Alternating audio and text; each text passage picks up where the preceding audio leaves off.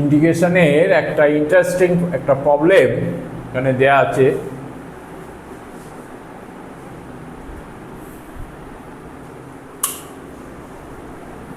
যেটা তোমার একটু অন্যভাবে করতে হবে, বুঝলে?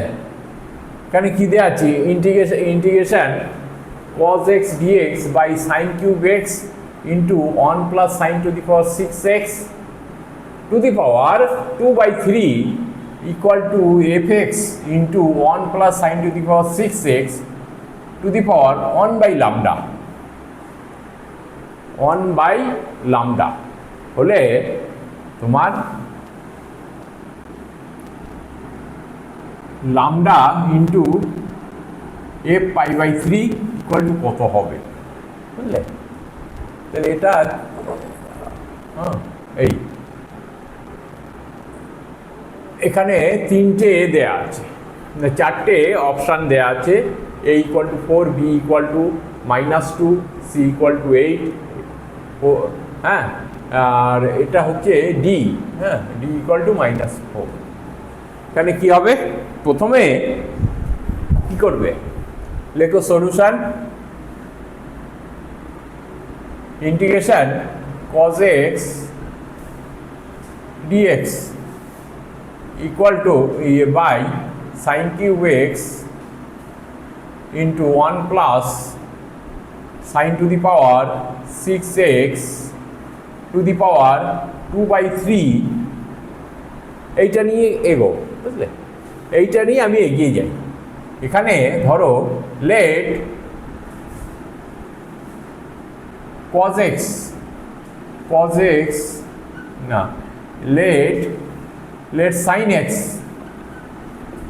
ইকুয়াল টু ধরো t, তাই তো? এবার differentiate both side,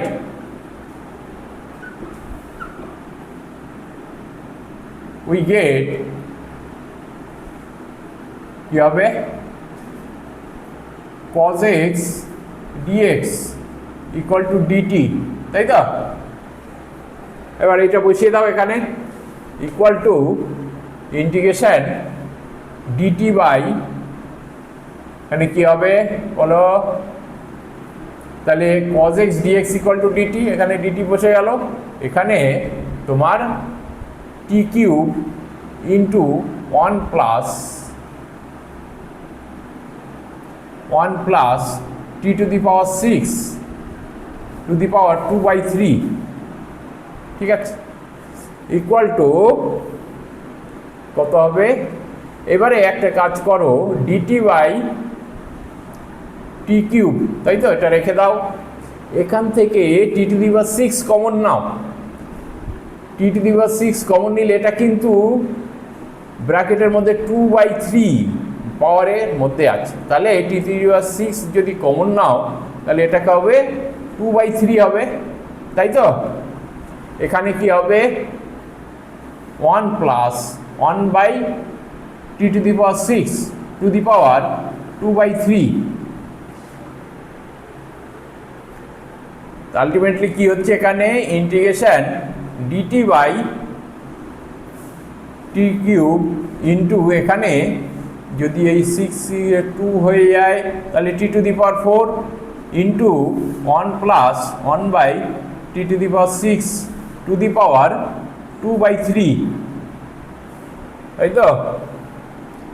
equal to কত হবে তোমার, integration dt by t to the power 7 into 1 plus 1 by t to the power 6 to the power 2 by 3, তাই তো? দেখা যাচ্ছে তো?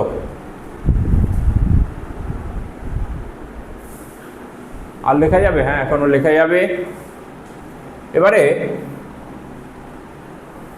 এটা মুছে, পাশে মুছে দিই এটা,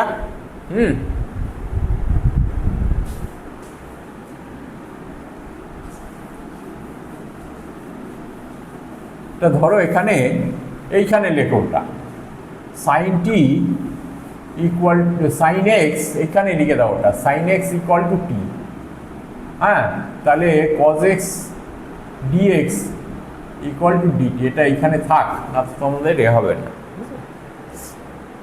এবারে ধরো এখানে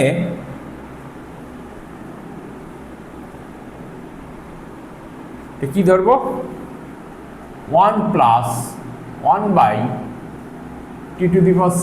ইকুয়াল টু একটা জিনিস ধরো এইখানকার সঙ্গে মিলিয়ে যাতে এমন জিনিস ধরবো যাতে এটা 3 কেটে যায় আর কি, বুঝলে? সেই হিসেবেই আমি এগোবো। তাহলে কত হবে এখানে তোমার r³ ধরি, সুবিধা আছে এইখানে, ওইখানে কিউব, এটা কেটে গিয়ে তোমার হয়ে যাবে। তাহলে এখানে কি হচ্ছে, ডিফারেন্সিয়েট বোথ সাইড করো, তাহলে এখানে -6, এখানে t⁻⁻6 হচ্ছে -6 t⁻⁻7, তাই তো, n-1 into dt equal to 3r² into dr, তাই তো। এবারে তোমার dt/t⁻7 হচ্ছে equal to 3r² into dr by -6, কেটে কি হচ্ছে এখানে তোমার -1/2 r² ইন্টু dr, তাই তো। এবারে বসিয়ে দাও এখানে, তাহলে কি হচ্ছে equal two dt/t equal to, এটা কি হচ্ছে dt/t ইকুয়াল টু, আমি এইখানে বসিয়ে দিই একদম -1/2 r² ইন্টু dr, এইখানে বসিয়ে দিলাম dt/7টা বাই, মানে এইটা আর কি dt/7, বুঝলে, এইটাকে আমি ওইটা বসিয়ে দিলাম। তাহলে এখানে কি পড়ে থাকবে, r³, তাই তো। এখানে কি হচ্ছে 1 প্লাস এটা r³, তাহলে r³, হ্যাঁ, ইন্টু 2/3, তাই তো। তাহলে কি হয় আলটিমেটলি, আর লেখা যাবে, আর একটুখানি লেখা যাবে, এটাকে অন্তত লিখে দাও, এটা হচ্ছে -1/2 লেখো, ইন্টিগ্রেশন এটা r² into dr by r², তাই তো। তাহলে r² ক্যান্সেল আউট হয়ে যায়, এখানে পড়ে থাকে -1/2 ইন্টিগ্রেশন dr, তাই তো। আর নিচেই লেখা যাবে না, এই পর্যন্ত থাক। এবারে এইটা এখান থেকে আরম্ভ করো, তাহলে ইকুয়াল টু কত হচ্ছে, -1/2 r into r, 1/2 r plus কত c, মানে তোমার ইন্টিগ্রেশন কনস্ট্যান্ট। এবারে r এর ভ্যালুটা বসিয়ে দাও, r এর ভ্যালু আমি কি ধরেছি, 1 plus 1/t⁶ equal to r³, মানে তাহলে r ইকুয়াল টু কত হয় এখানে, r ইকুয়াল টু হচ্ছে 1 প্লাস 1/t⁶, এই হয়তো, এটা বসিয়ে দাও, -1/2, মানে তোমার এটাকে লেখা যাবে 1 plus 1/t⁶ two the power 1/3, তাই তো, 1/3 হয়, প্লাস c, ঠিক আরেকটু এগিয়ে যাও, -1/2, হ্যাঁ, এখানে হচ্ছে ভিতরটা সাজিয়ে নাও, 1 প্লাস t⁶ বাই, এটা এর থেকে বের করে নাও, বের করে নিলে t⁶ two the power 2/3 plus c, তাই তো। লেখো এখানে -1/2, এখানে কত হয়ে যায় 3, 2, মানে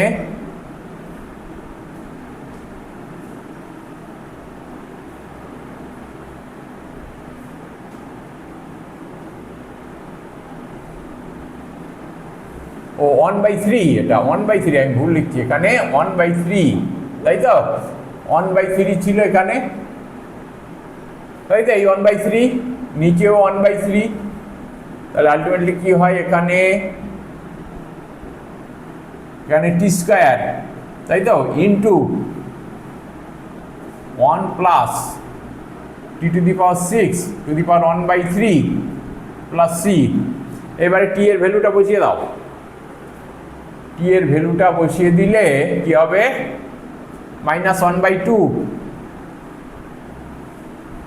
আর টি এর ভ্যালু কত, টি এর ভ্যালু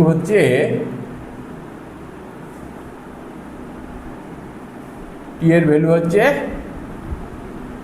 সাইন স্কোয়ার এক্স, তাই তো into 1 plus sine to the power 6 into x to the power 1/3 plus C, তাই তো এগুচ্ছে। তাহলে এবারে এর সঙ্গে তুলনা করো, এর সঙ্গে তুলনা এফ এক্স ইকুয়াল টু তাহলে -1/2, তাহলে এফ এক্স ইকুয়াল টু হচ্ছে -1/2 সাইন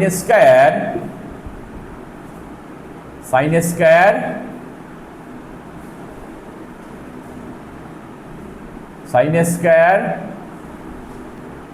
এক্স, তাই তো।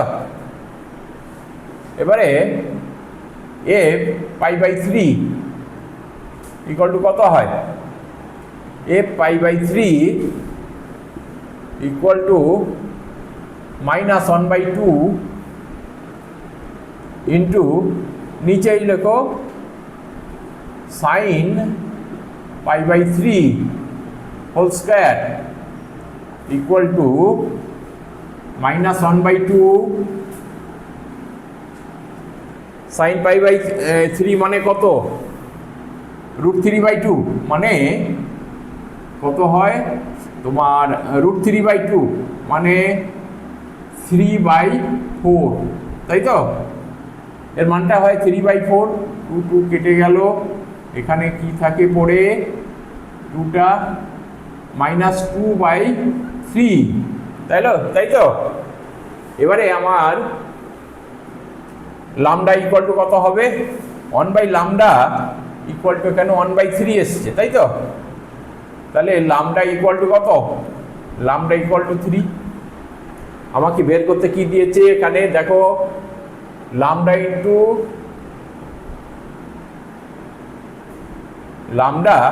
Into F π/3 equal to lambda equal to 3 into -2/3, তাই তো। তাহলে 3 ক্যান্সেল আউট হয়ে যায়, এখানে -2, এইটাই হচ্ছে অ্যান্সার। তাহলে এখানে অপশান কোনটা হচ্ছে, বি, অপশান বি, তাই তো। যদি ভিডিওটা ভালো লেগে থাকে অবশ্যই তোমরা শেয়ার করবে, সাবস্ক্রাইব করবে এবং লাইক করবে, যাতে পরবর্তী আরও ভালো ভালো ভিডিও আমি তোমাদের দিতে পারি। Thank you.